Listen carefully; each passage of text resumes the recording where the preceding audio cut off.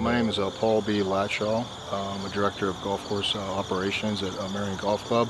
Obviously when you talk about Merion, all the history and tradition that's here, it was very sensitive to do a restoration, but you look at what we did, a lot of it was below ground. So it was a complete rebuild of the golf course, put in USGA greens, shelled out approaches, all new irrigation, rebuilt all the bunkers, moved bunkers, regrassed fairways, sodded about 35 acres of rough. Lots of drainage. So really, a lot of it was to get infrastructure to be able to handle rain and just get in with the greatest technology, the most latest technology, along with the PrecisionAire.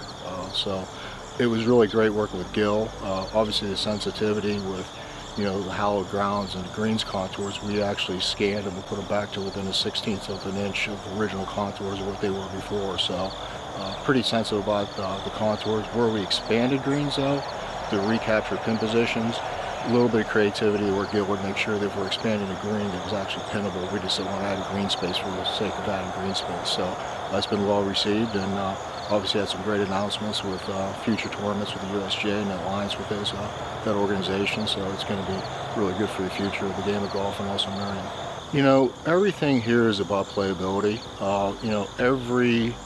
Every board meeting, I give a chart of basically firmness and green speed, and really people really get, the big concern is firmness. So knowing that we're going to have, not just, tournament golf or championship golf, we have everyday membership play that we want the golf course to be firm. Having the ability to manipulate the soil profile and moisture with the PrecisionAires was actually very instrumental. It's amazing. We do daily where we take 8-inch probes on probably about 7 greens, 1-inch probes as far as moisture content, greens firmness, speed, and also clipping yield. And we don't have the PrecisionAire in the large putting green. And that green has never been as firm as the other greens. And what I contribute to is that we can dry out the bottoms, and as the bottoms of the greens go, the tops go with it. So we're always drier on the other greens because we have the ability to basically vacuum moisture out and also put air into the greens to help out dry out that lower profile.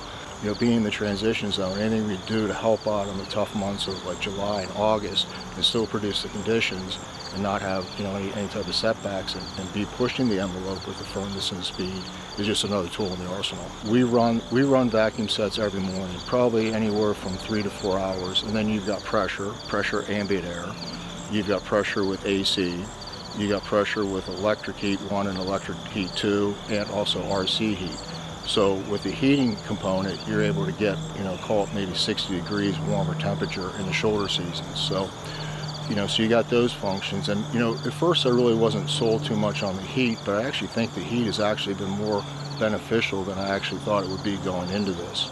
And I equated to, we aerify really late. We aerify the first week in November. And your temperatures and your days are getting shorter. By having the ability to keep that soil profile warm, putting that warm air in there, I know it helps with the recovery process going into winter, and then also the shoulder seasons. Let's face it, bent grass is slow to wake up in the spring. April is always like a shoulder season transition where you're cold, you're warm, and have the ability to put that warm air into the green and actually get things going. When we first started doing clipping yields, we noticed that in the spring when we were running the PAs, in measuring clipping yield, we're getting substantially more grass off the greens that had it versus the 2 putty greens that didn't have it. So if you're growing grass, you're healing in from aerification, or you're waking the bent grass up. And it's always, anyone has bent grass in this climate or northeast or anywhere, the biggest thing is just getting it going in the spring of the year. And, you can't push it with fertility, you just need temperatures. So having that ability is actually a huge factor. And then obviously in the summer with having the ability to put cold air and just gas exchange. By having the ability to vacuum and put air into the greens and not warm them up with putting ambient air. If you put ambient air into the greens with, other systems, you're just going to raise the soil temperature or profile. Having the ability to put cold air into the greens, you're able to get the oxygen in there and the gas exchange and not warm up the root profile. Paul Rosh always says there's cutting edge and there's bleeding edge. We're probably a little bit on the bleeding edge. First people really to do it completely in a vault, and then as far as the controls, we're the first people to do it on a 2-wire system. So usually a satellite system, you're sending a 12 volt or 24 volt signal to turn it on and off. With the 2-wire system, we weren't able to do that. So Rainbird has been a great partner of ours. So we figured out how to basically control it with a 2-wire system, put those controls in. Well, then it got to the point where I want confirmation that it's running. So then we put clamps and sent signals back to the irrigation, and we can see that the motor is truly on. Then the next phase is, well, instead of climbing in the vault and seeing what the discharge air was, I wanted to know what it was. So we put a device in all the discharges that we can see what the temperature is leaving the PA unit along with the CFMs, which is important with the CFMs because you got 2 dampers. And if they potentially don't seat properly, you're able to look at that. So we've actually continued to make modifications and changes to the system. I mean, the last thing we just completed this week is we put variable frequency drives on the pressure side, and then we put a slide gate. So if you have a small green, we would slow that slide gate, move that slide gate down to restrict air. Well, that also hinders the vacuum side.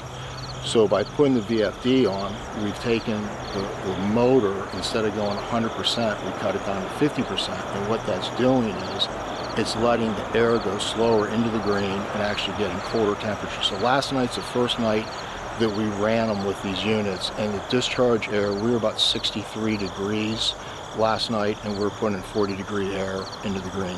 You know, it's actually good that there's a lot of other clubs that are doing this now, so now I have other peers I can talk to, like, how are you using, what are you seeing? So since we've done it, you know, obviously there's been a lot of clubs that joined in on the subsurface with the PrecisionAire, so it'll be good to have colleagues to talk to and trial and error, because, you know, how we're running might be different than another club runs it. I've worked with these guys forever.